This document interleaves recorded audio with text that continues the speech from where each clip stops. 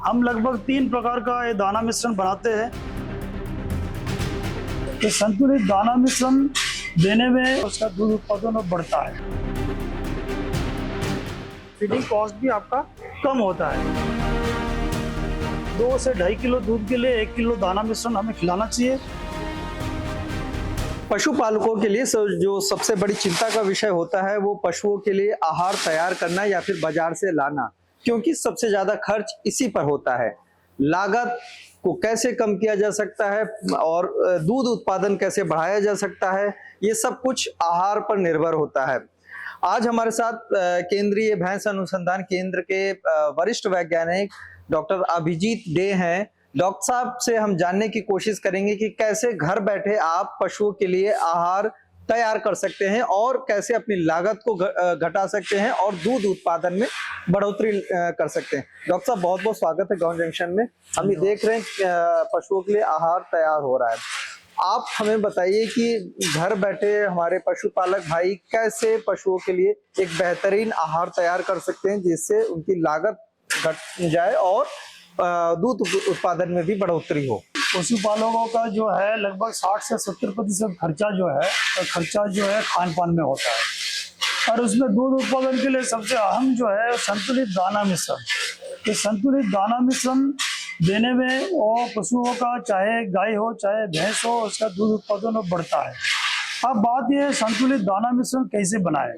इसमें संतुलित दाना मिश्रण बनाने के लिए जैसे आप देख रहे हैं जो है इसमें बहुत सारे जो है उपादान जो है वो हम मिलाते हैं।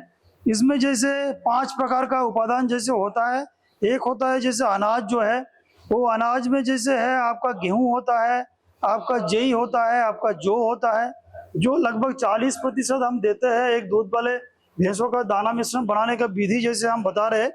और इसमें फिर जो है एक खल आप देख रहे हैं जो है सरसों का खल है, सरसों का खल, बिनोला का खल, जैसे कपास का खोल, जैसे सोयाबीन का खल भी होता है, जैसे मूंगफली का खल भी होता है। ये लगभग 35% जैसे हम इसमें मिलाते हैं। इसका साथ ये 35% और जो खाद्यान्न है वो 40%। इसके 40% में गेहूं, जौ और जई। ठीक है। फिर इसमें जो है इसका साथ हम मिलाते हैं जैसे आपका जैसे चोकर, ये होता है चावल का चोकर भी हो सकता है, गेहूं का चोकर भी हो सकता है। और ये चोकर जैसे हम लगभग 20 से 25% हम डालते हैं।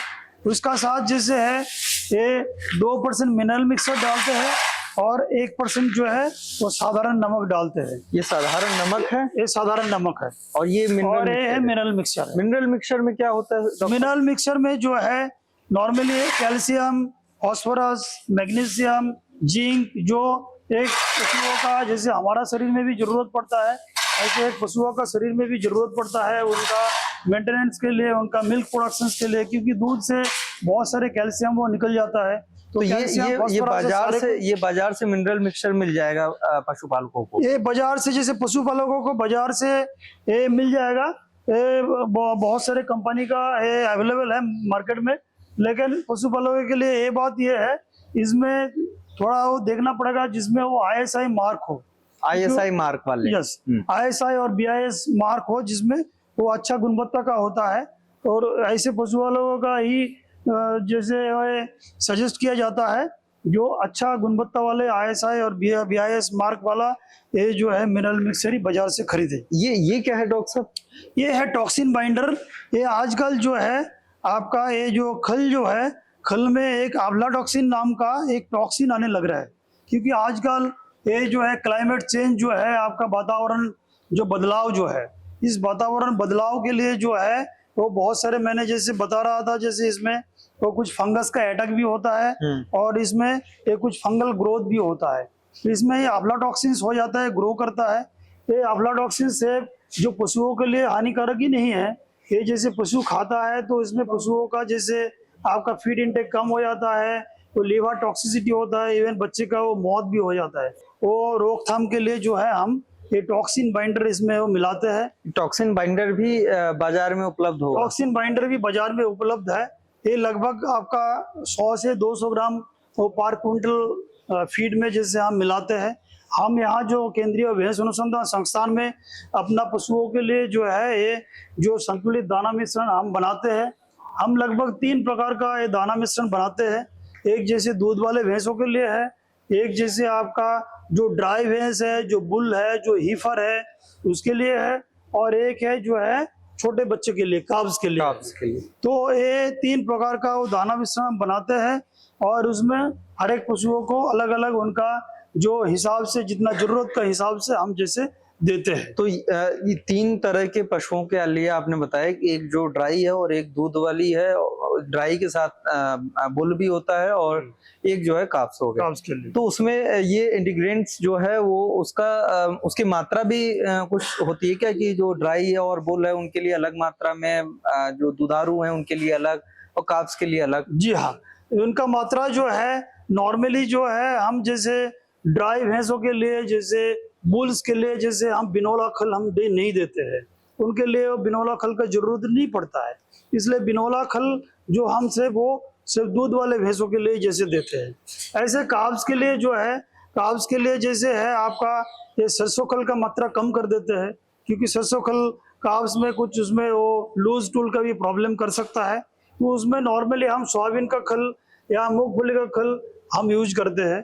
तो ऐसे कुछ इंग्रेडिएंट का, कुछ उपादान का वो मात्रा का भी हम परिवर्तन करते हैं जो रिक्वायरमेंट का हिसाब से, और कुछ उपादान वो अदल बदल भी करते हैं। आपका 1 कुंटल के लिए जो दाना मिश्रण आप बना के रख लीजिए, और जो है किसान भाई के पास अगर 1 भैंस है या 2 भैंस है तो रोज वो दाना मिश्रण जो बना हुआ जो है आप कट्टे में भर के जो रखे हैं वहां से आप लेके रोज लेके आप खिलाइए, और हरे चारे के साथ उसको खिला सकते हैं। बिल्कुल।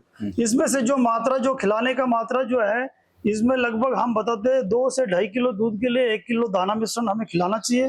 तो लगभग 10 से 12 किलो दूध देने वाली भैंस अगर आपका पास है तो लगभग आपका पास 5 से 6 किलो कम से कम दाना मिश्रण आपका पास होना चाहिए। साथ साथ आपका हरा चारा आप दीजिए। हरा चारा आपका पास जितना अवेलेबल है आप दे सकते हैं। एक दूध वाले भैंसों के लिए जैसे आपका लगभग 30 से 40 किलो आपका हरा चारा आप दे सकते हैं। उसका साथ आपका साथ तूड़ी भी है, तो तूड़ी मतलब जो व्हीट स्ट्रॉ जो है, तो व्हीट स्ट्रॉ ये आपका लगभग 3 से 4 किलो आप दे सकते हैं। तो एक पशुओं के लिए जो है आपका जो संतुलित आहार तभी बनता है जिसमें आपका हरा चारा भी है लगभग 30 से 40 किलो, लगभग 3 से 4 किलो आपका जो तूड़ी यानी व्हीट स्ट्रॉ है, और लगभग 6 किलो जो है आपका ये संतुलित दाना मिश्रण है। इसको आप इकट्ठा मिला के आप जैसे सूखा भी खिला सकते हो। आप जैसे किसान भाई नॉर्मली इसको पानी मिला के वो जैसे सानी बना के खिलाते हैं, जिसमें सारे उपादान जो है एक संतुलित मात्रा में पेट में जैसे रूमेन में जाता है, और उसका यूटिलाइजेशन कैपेसिटी भी उसका अच्छा होता है। तो सानी बना के भी किसान भाई अपना पशुओं को ये जो संतुलित दाना मिश्रण का साथ ये जो घास चारा वगैरह जो इकट्ठा मिला के भी खिला सकते हैं। इसमें पशुओं का दूध उत्पादन बढ़ता है। इसमें लगभग आपका 10 से कितने प्रतिशत बढ़ जाता है, और कितने प्रतिशत जो लागत है जो पशुओं के आहार पे पशुपालक खर्च करते हैं वो कितना कम हो जाता है? इसमें लगभग पशुओं का दूध उत्पादन लगभग 10 से 15% आपका बढ़ता है। पूरा जो आपका फीडिंग कॉस्ट जो है, फीडिंग कॉस्ट भी आपका कम होता है। तो कुल मिला के आप अगर देखोगे तो लगभग किसान भाइयों का 15% कम से कम जो है आपका लाभ हो सकता है। बहुत बहुत शुक्रिया डॉक्टर साहब, आपने बहुत बेहतरीन तरीके से बता दिया, और ये तो पशुपालकों के लिए बड़ा तोहफा है कि वो घर बैठे वो चारा तैयार कर सकते हैं, अनाज तैयार कर सकते हैं अपने पशुओं के लिए, और इसके साथ 10 से 15% तक जो है लागत को कम कर सकते हैं। गांव जंक्शन के लिए हिमांशु मिश्र।